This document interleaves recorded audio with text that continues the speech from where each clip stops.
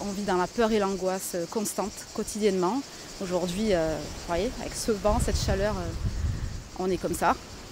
Et personne ne fait rien. Il était un peu plus de 14 h samedi dernier quand le feu a pris à Graveson. Un épisode qui n'est pas sans rappeler celui de 2022, sur le même secteur, au bord de la voie ferrée, où un incendie a été imputé à un train qui aurait généré l'embrasement qui a coûté la vie à un sapeur-pompier. Cette fois, aucune victime, mais les flammes sont allées jusqu'aux portes de certaines habitations. J'ai fait une crise de panique, c'était vraiment pas beau à voir. Je me suis effondrée, j'ai crié, je ne savais plus quoi faire, les flammes se rapprochaient, on pouvait les sentir, on sentait la chaleur.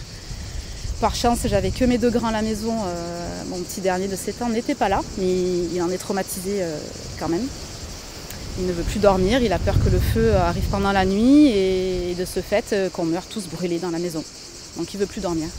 Là, je l'ai amené à Château-Renard chez ses grands-parents, il ne voulait pas partir pour ne pas nous laisser seuls et qu'il nous arrive quelque chose. Et comme il y a 2 ans, lors du terrible incendie de la Montagnette du 14 juillet 2022, qui a duré 4 jours, qui a brûlé 1600 hectares de végétation et de forêt, qui a coûté la vie à un pompier. Voilà, aujourd'hui on en est là, 2 ans après, il n'y a rien qui a été fait. On vit dans la peur et l'angoisse constante, quotidiennement. Aujourd'hui, vous voyez, avec ce vent, cette chaleur, on est comme ça. Et personne ne fait rien. Une situation qui inquiète le maire de la ville, qui compte bien se battre pour trouver des solutions et éviter un autre drame dans le secteur. On commence vraiment à en avoir vraiment assez.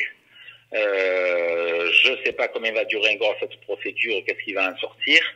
Moi, personnellement, ce que je voudrais, c'est que techniquement, on trouve des solutions pour que ce genre d'opération ne se répète plus, soit construire un mur de protection de chaque côté de la voie sur la longueur de la traversée de la Montagnette, pour qu'il n'y ait plus d'étincelles, de surchauffe de systèmes de freinage ou de surcharge et autres, qui mettent le feu soit d'un côté, soit de l'autre.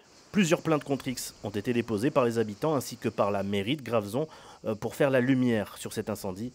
La SNCF, de son côté, nous a assuré avoir procédé à un débroussaillage du secteur en début d'été et n'avoir relevé aucun problème ce jour-là sur ces trains empruntant ce secteur, néanmoins considérés à fort risque d'incendie.